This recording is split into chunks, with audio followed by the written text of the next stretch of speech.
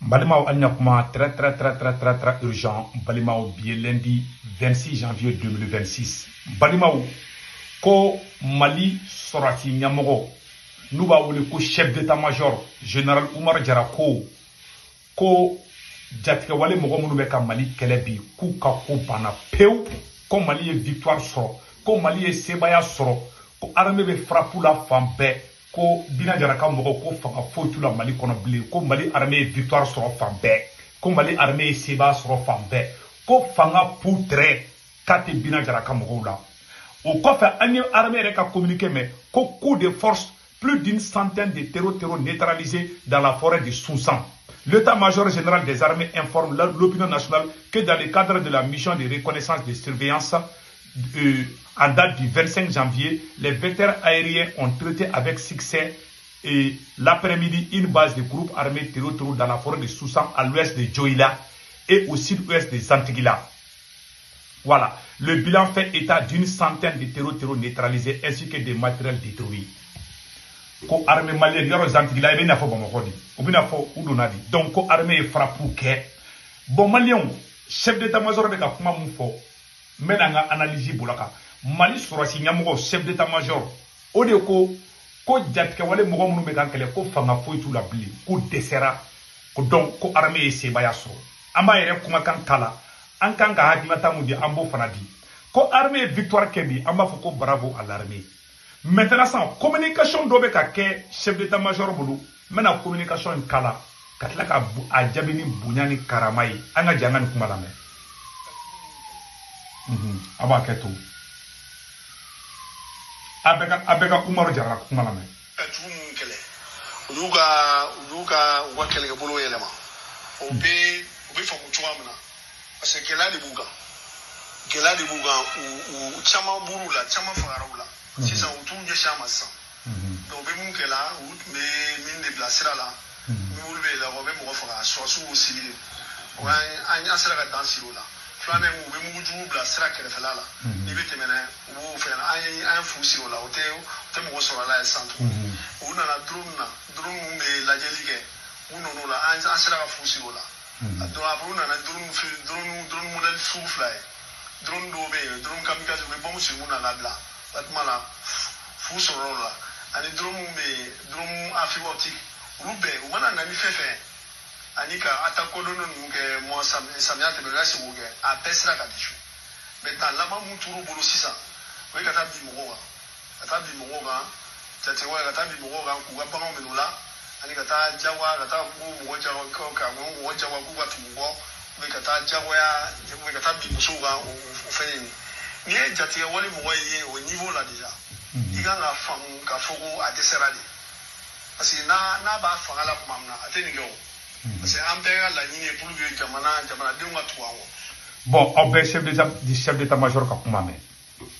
Général Oumar Diarra. Akoko mo on desserra ku fanga foi tout la blé. Kube ka kote ki nyesi olu sora suma. Kube ko nyesi population civile de Mapoko kele. Kote ko nyesi olu sora suma blé.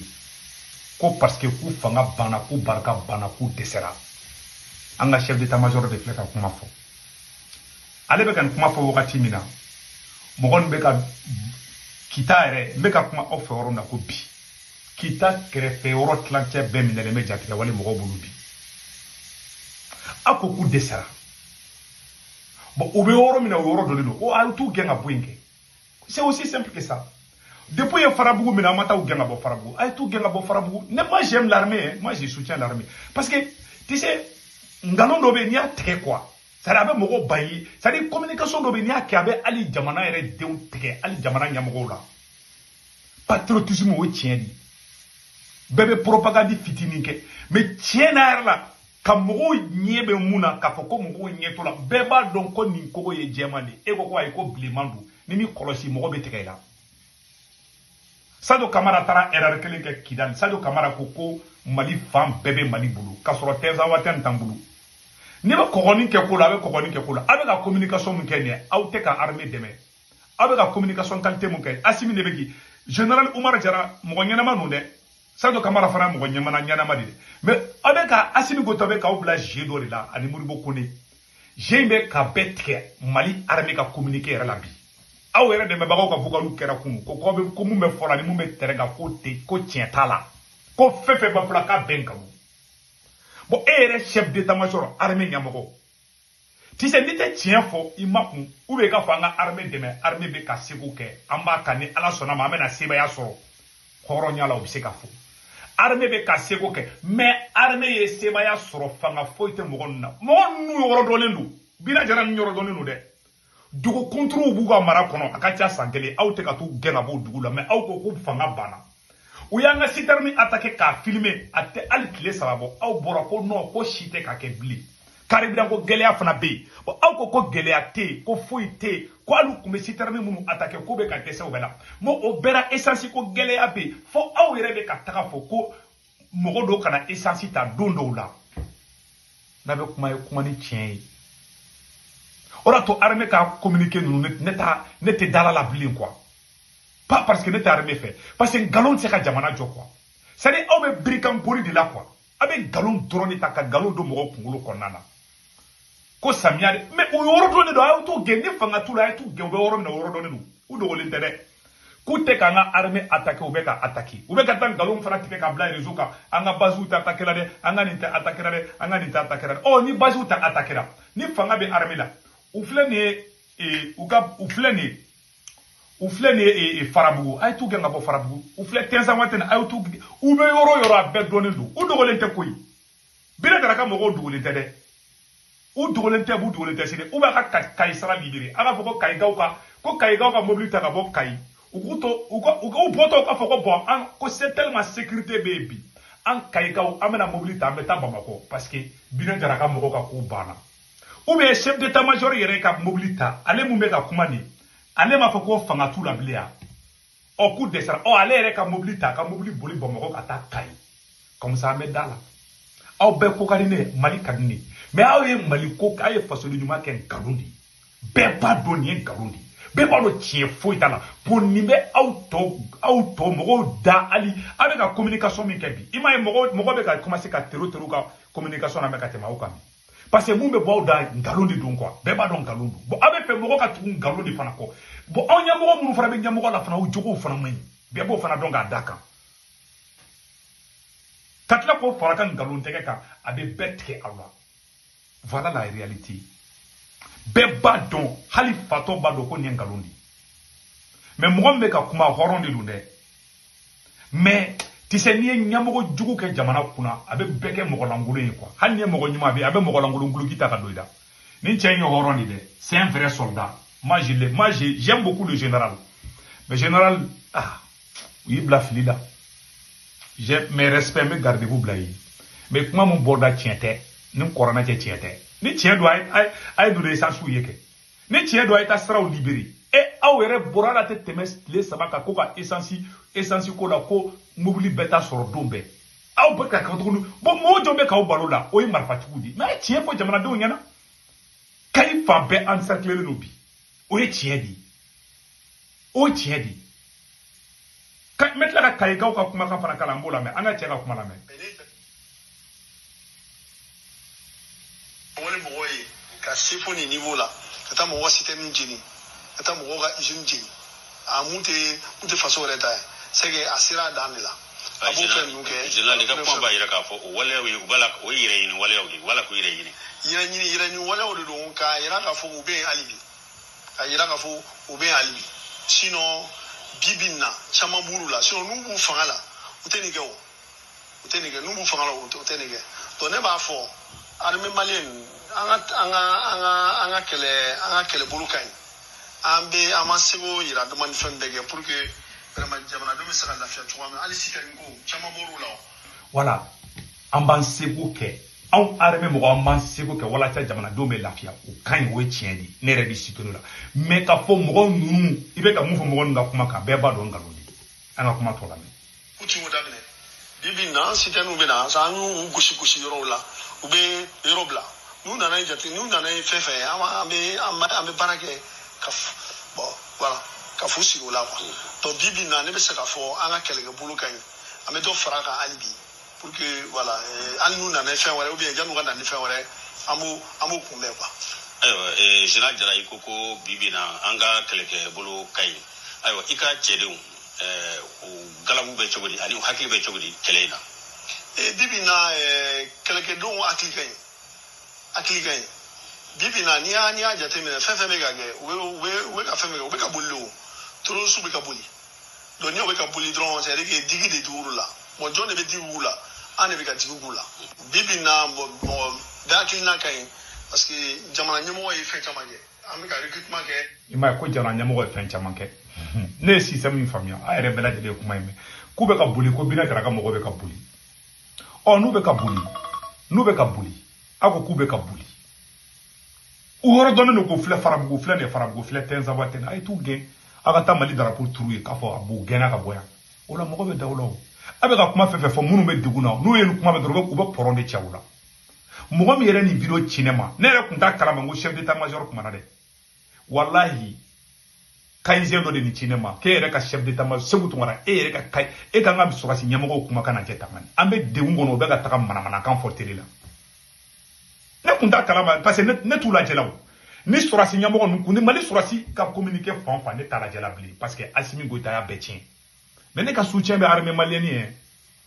ne ye danga fana don dɛ n'a ka sɔrɔ ne tɛ Mali fɛ Ala kana sutura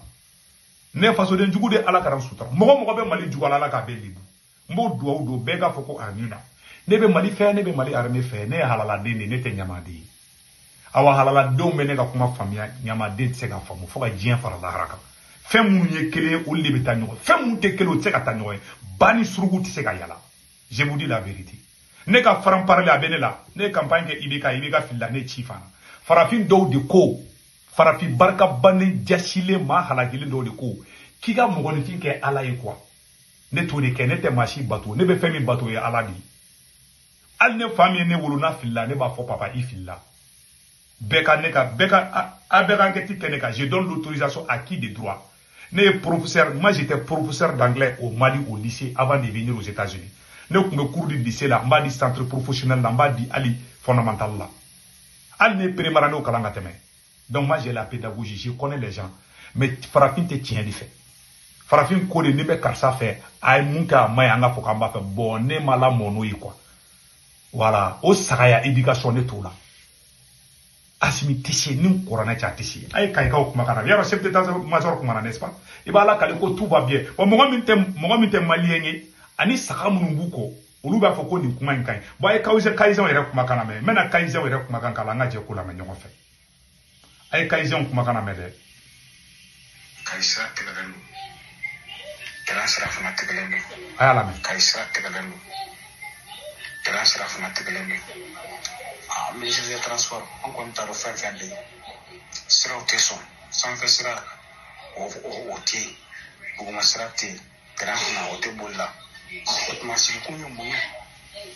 a sigikun ye mun ye jamana in kɔnɔ Bamakɔ n'i ye Kita ni Bamakɔ jateminɛ walahi ba ko lahara taga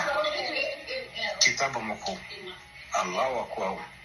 Kita Tukutu a ye b'a fɔ ko diɲɛ wulila wallahi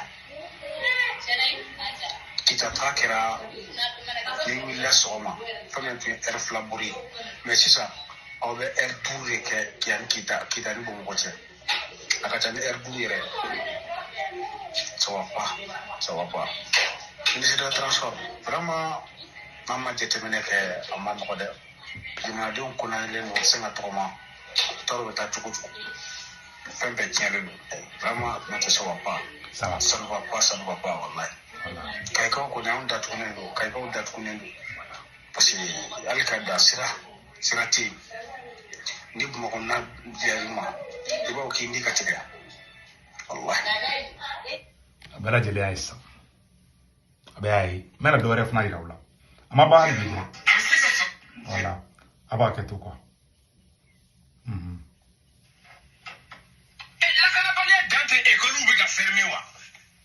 denmisɛnninw tɛ ka taa école la c'est à dire an ka n tɛna fɔ n ko a tɔgɔ kalanko ni n yɛrɛ ko kalanko pardon n tɛna fɔ n ko baloko ni lakanako ni kɛnɛyako ni fɛn olu ti koba ye n t'olu fɔ kobaw don tout est important mais n'i ye école kɔni datugulen yɔrɔ o yɔrɔ ça veut dire que ça ne va pas bora nord là an nana centre là an bora centre là an nana sud yɛrɛ la sisan mun de tora voilà c'est pour que nye vocali in na mais les ressortissants de Kaïda kaba ko bida ale bina boko kwa kule donc maintenant que le problème c'est la Kaïbi allez à donner que ça ne va pas voilà allez à donner que ça ne va pas nous c'est na Kaï cercle yelimane bafla be jamu fukata sentaro bafo yorojuma tu pars à Sikasso c'est pareil c'est pareil Sikasso cercle yere Sikasso yere dugu kolona Sikasso dugu kolona aita mama nisoni mu be mama nisoni aobai aya belame chef d'état-major ay niti oui Sikasso dugu kolona et ça c'est le chef-lieu de cercle ou même le chef-lieu de région de Sikasso